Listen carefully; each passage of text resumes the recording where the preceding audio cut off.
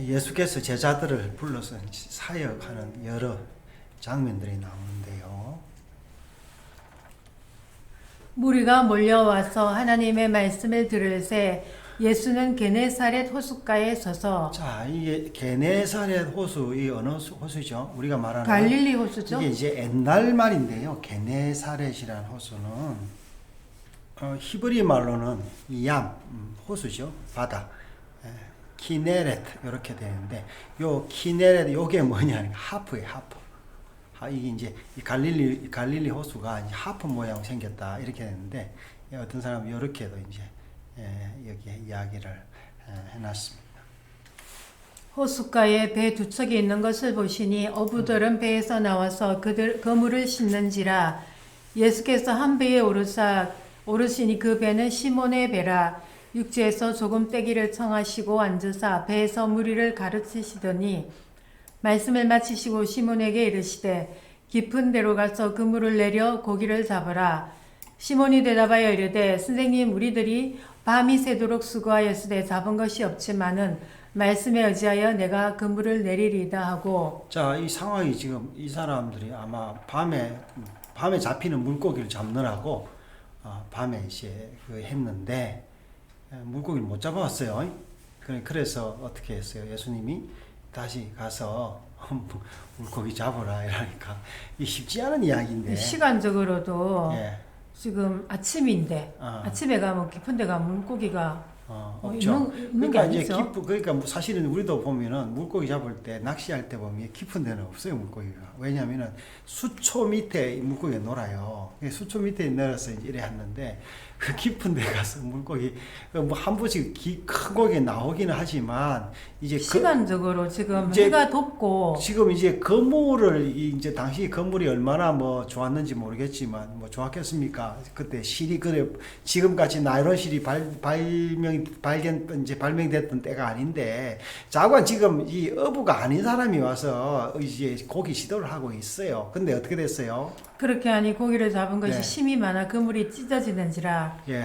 이에 다른 배에 있는 동무들에게 손짓하여 와서 도와달라 하니 그들이 와서 두 배의 채움에 잠기게 되었더라. 뭐 고기 엄청 많았다는 이야기입니다. 시몬 베드로가 이를 보고 예수의 무릎 아래에 엎드려 이르되 주여 나를 떠나소서 나는 죄인이로소이다 하니 이는 자기 및 자기와 함께 있는 모든 사람이 고기 잡힌 것으로 말미암아 놀라고 세베대의 아들로서 시몬의 동업자인 야고보와 요한도 놀랐음이라. 자, 이제 얘네 이름이 야고보 누구예요? 제이콥이죠. 야콥. 야곱이 이름이 야곱이에요.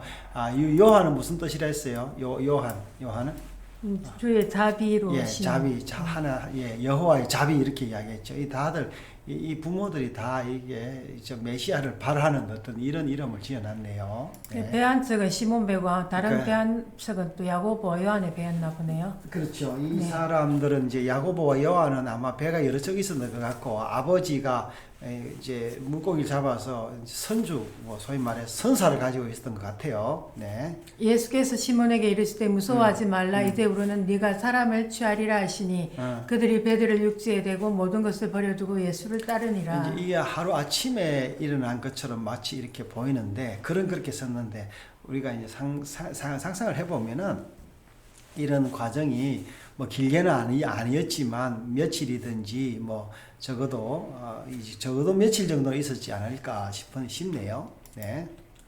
그 다음에 이제 또 예수께서 한 동네에 계실 때에 온몸에 나병 들린 사람이 있어 예수를 보고 엎드려 구하여 이르되 주여 원하시면 나를 깨끗하게 하실 수 있나이다 하니 예수께서 손을 내밀어 그에게 대시며 이르시되 내가 원하노니 깨끗함을 받으라 하신대 나병이 곧 떠나니라.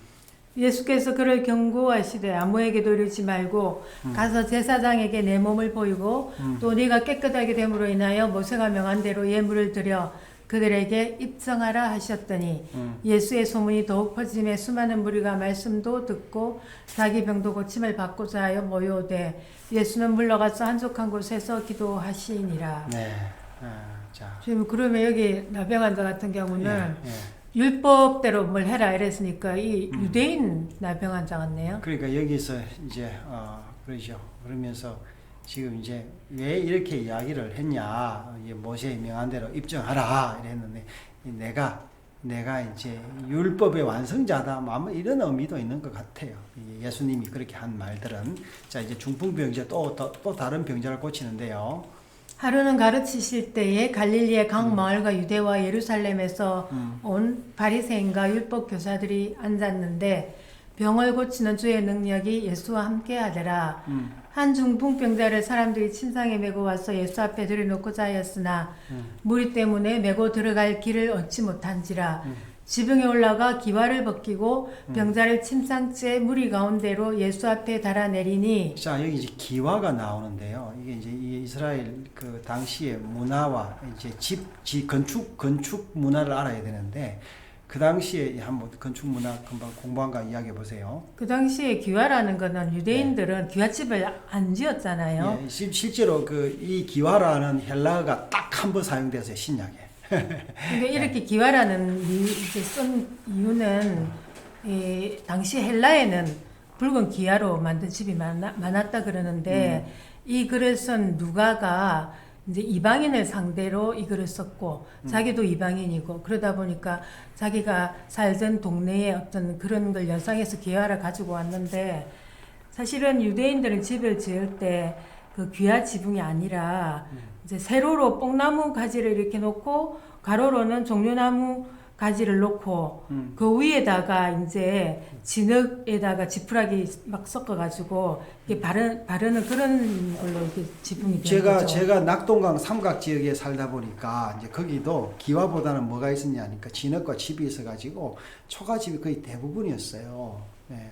그러듯이 이제 여기도 그래 했는데, 여기는 이제 이 거래의 대상이 아까 데오빌로다 했잖아요. 네, 데오빌로. 이방인이니까. 이방인들을, 그러니까 소위 말해서 그 당시에 로마 사람들, 이제 이 이스라엘 사람들이 아닌 사람들, 이제 이게 누가가 바울의 제자잖아요. 그러니까 복음을 이렇게 여러 사람들에게 이제 전하기 위해서 이제 그렇게 했다라는 거죠. 자, 그래서 예수께서 그들의 믿음을 보시고 이르시되 이 사람이 내 죄 사함을 받았느니라 하시니, 서기관과 바리새인들이 생각하여 이르되 이 신성 모독하는 자가 누구냐? 오직 하나님이 누가 능히 죄를 사하겠느냐? 예수께서 그 생각을 아시고 대답하여 이르시되 내 마음에 무슨 생각을 하느냐? 내 죄 사함을 받았느니라 하는 말과 일어나 걸어가라 하는 말이 어느 것이 쉽겠느냐? 자, 이제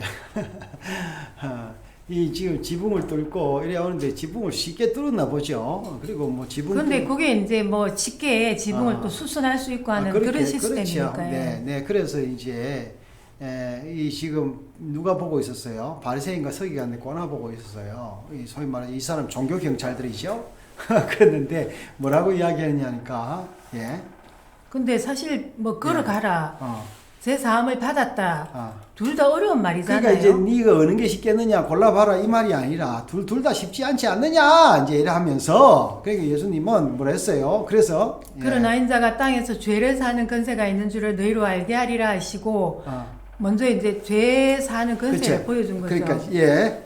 중풍병자에게 말씀하시되 내가 네게 이르노니 일어나 내 침상을 가지고 집으로 가라. 그러니까 지금 두 개를 다 한 거예요. 죄도 사함 그러네요. 받고 치유도 하고. 네. 그래서 결과가 그 사람이 그들 앞에서 곧 일어나 그 누웠던 것을 가지고 하나님께 영광을 돌리며 자기 집으로 돌아가니 모든 사람이 놀라 하나님께 영광을 돌리며 심히 두려워하여 이르되 오늘 우리가 놀라운 일을 보았다 하니라. 자, 이 모든 사람이 이제 이 모든 사람은 어떤 모든 사람이에요?